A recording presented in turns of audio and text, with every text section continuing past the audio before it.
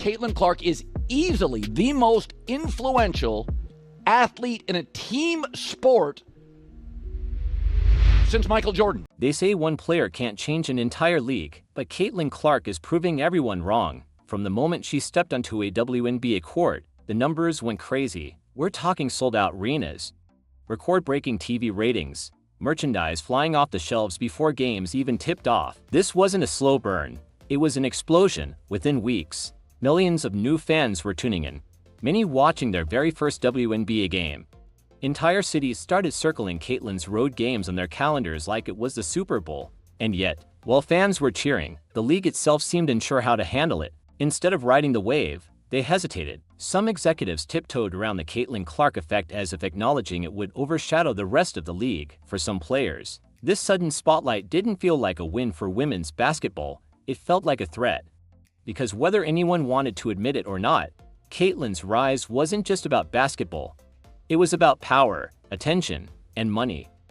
Yeah, the reason why we watching women's basketball is not just because of one person, it's because of me too, and I want y'all to realize that. You'd think every player would welcome the attention Caitlin brought, but behind the scenes, it wasn't all smiles. Some veterans felt the media's obsession with Caitlin was drowning out the rest of the league's stars. They'd been grinding for years, fighting for coverage, only to see a rookie dominate every headline.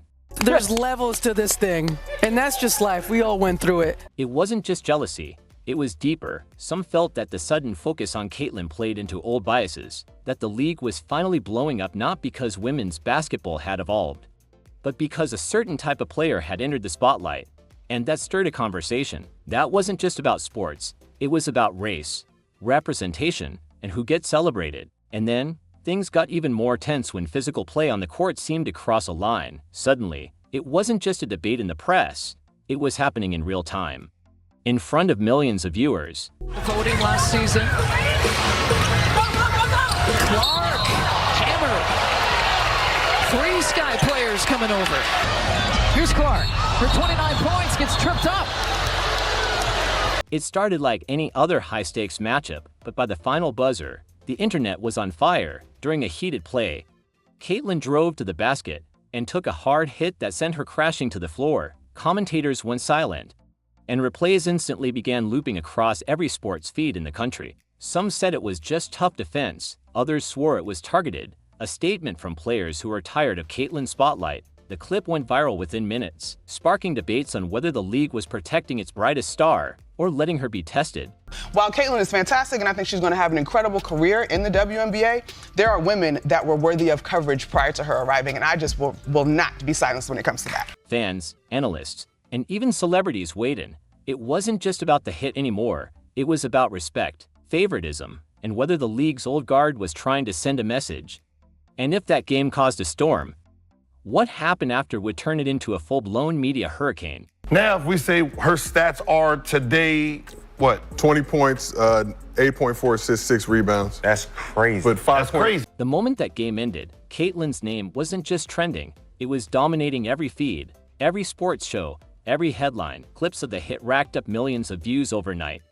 Talk shows dissected every angle, slow-motion replay, and facial expression like it was courtroom evidence. Sports analysts argued over whether she was being unfairly targeted, or if this was just the price of fame in a competitive league. On one side were fans defending her, saying she was bringing in unprecedented attention, ticket sales, and ratings, and deserved to be protected. On the other were critics claiming she needed to toughen up if she wanted to keep dominating. I understand that, it was so much fun to watch, but I always said she could potentially be one of the best point guards to ever play in the WNBA. But the part that kept the clicks coming, Caitlin stayed silent. No statements, no interviews, just a few cryptic social media posts that left everyone guessing what she really thought. It's just the structure of the way media plays out race. So last night we read Time magazine where Caitlin Clark was named Athlete of the Year. Why couldn't they have put the whole WNBA on that cover? And that silence, it wasn't an accident, because when Caitlin finally broke it, she didn't just answer questions. She lit the fuse on an even bigger controversy: default text. The one thing that I cannot deny is the amount of little girls that were showing up to follow her. Little girls with their parents, and the fervor and the energy there. After days of speculation, Caitlin finally spoke, and she didn't tiptoe around it. In a press conference packed with cameras, she admitted the hit was part of the game, but her tone? Calm, almost icy. Instead of fanning the flames, she shifted the spotlight. She talked about respect, not just for herself, but for any player breaking barriers in the sport. Why her? Well, but she was a white girl from the middle of America. She made it clear she wasn't asking for special treatment, but also wasn't going to shrink under pressure. To some, it sounded like a peace offering.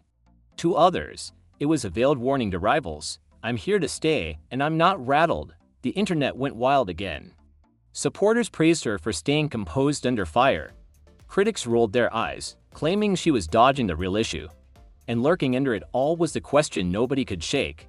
Was this Caitlin's way of declaring she was ready for the next fight? And for the first time in history, WNBA games will be played in the United Center. And the average reported ticket price was $650. Now, if you do the math here and you do 15,000 people times $650, that is almost $9.75 million just for a WNBA preseason game. But before anyone could settle that debate, something unexpected dropped, and it had nothing to do with what happened on the court. After days of the sports world chewing on her name, Caitlin sat down for a live interview. No pre-recorded PR-polished clip, just her, a microphone, and the whole country waiting to see if she'd take the bait. She didn't come out swinging. She smiled, nodded at the host, and started with, "Look, basketball's a contact sport." Just like that, she diffused the flames, or so it seemed. But then came the line that lit them right back up. Some people play the game. Some people play the player. The favorite to win MVP, should she be? Yeah, I think so. When you talk about Caitlin Clark, she averaged 19 points, 8 assists. I love that you're counting for me. I need you to count out loud. That single sentence was clipped, captioned, and shared more than any game highlight she'd ever had. Fans took it as a subtle shot at the player who fouled her. Critics said she was stirring the pot. And suddenly, the conversation wasn't just about what happened. It was about what she meant. I think about my rookie year, and I think about how I came into the league, and I'm like, bro, it was such a crazy transition for me to just understand what it's like to play at the pro level. Within hours, an official statement came from the league. No further penalties, no suspension, incident closed. But anyone who'd been paying attention knew it wasn't closed at all. The next time those two players faced off would draw a crowd, not for the game, but for the tension. And that's exactly what happened, because when the rematch came, the entire arena buzzed like they were waiting for a storm to hit. It is a balance, but she's a generational talent. No league's ever about one player, but in this case, Caitlin brought tens of millions of new viewers into the W, and there's no denying that impact.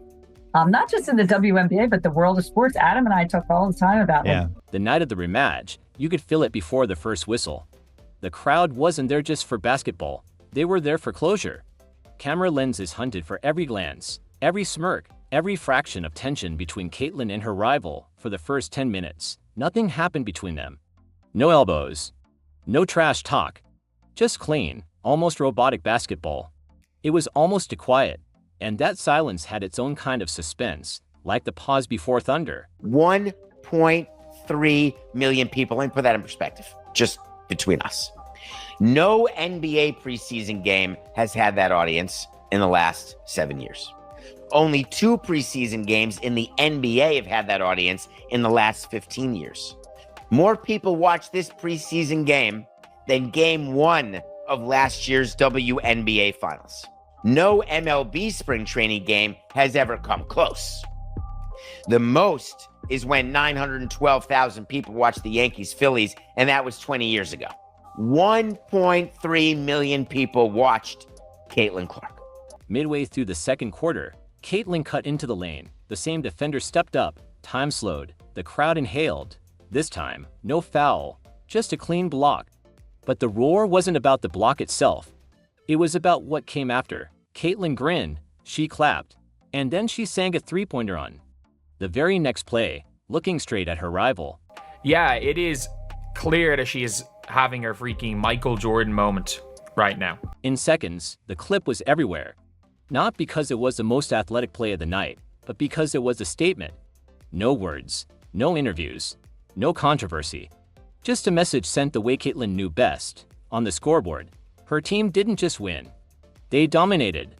But the real win came in the post-game handshake, a quick exchange, almost respectful, that fans debated for days. Was it genuine? Was it just for show?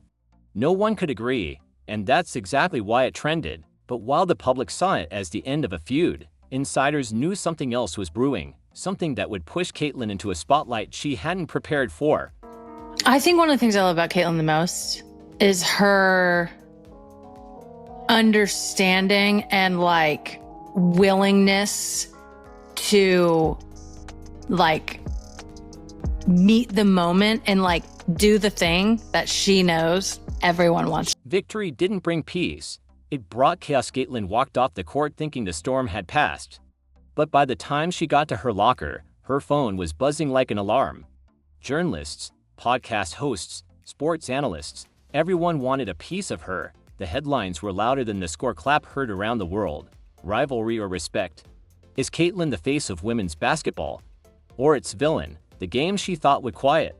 The noise had only fed the fire. Her agent's inbox turned into a battlefield. Sneaker companies wanted her in their next ad. Streaming platforms pitched a docuseries. Even brands that had nothing to do with basketball, cosmetics, tech gadgets, protein shakes, saw Caitlyn as the it girl of the moment. There's just like a certain star quality and like star power there, but it takes you being confident enough, willing enough to be like, oh no, I know what you want. But with the attention came heat. Sports forums dissected her every move. Comment sections turned into war zones. Old interviews were dug up and reanalyzed, and in a cruel twist, a private photo from years ago resurfaced. Nothing scandalous, but enough for gossip blogs to spin into a story. League officials wanted her to tone it down, keep the rivalry fun, marketable, family-friendly, but the unspoken truth, they needed her to keep winning and keep the drama alive. It was a tightrope, and Caitlyn knew one wrong step could send her crashing. Like this season, people are trying to get on the right side of history after kind of being weird the first year. So I can see like the narrative is already kind of, they're waiting for her to produce so that they can say like they were right. Late one night, scrolling through the chaos, Caitlyn found a message from a 12-year-old girl. I want to play like you one day, not because you win, but because you don't let them break you. That one line hit harder than any headline, and that's when Caitlyn realized this wasn't just her fight anymore. The question was, how far was she willing to go to carry it? Like, she broke the record for assists. I don't think people really understand like how crazy that is to do as a rookie, your first year doing this. From rookie to lightning rod in less than a season, Caitlyn went from a promising draft pick to the most talked about name in women's basketball. Not just for her jump shot, but for what she represented to fans, to critics, to the league itself. What started as a hard foul had evolved into something cultural, something personal for millions watching. It was about respect, representation, and the right to own your spotlight without apology. Caitlyn knows every game now is more than a game.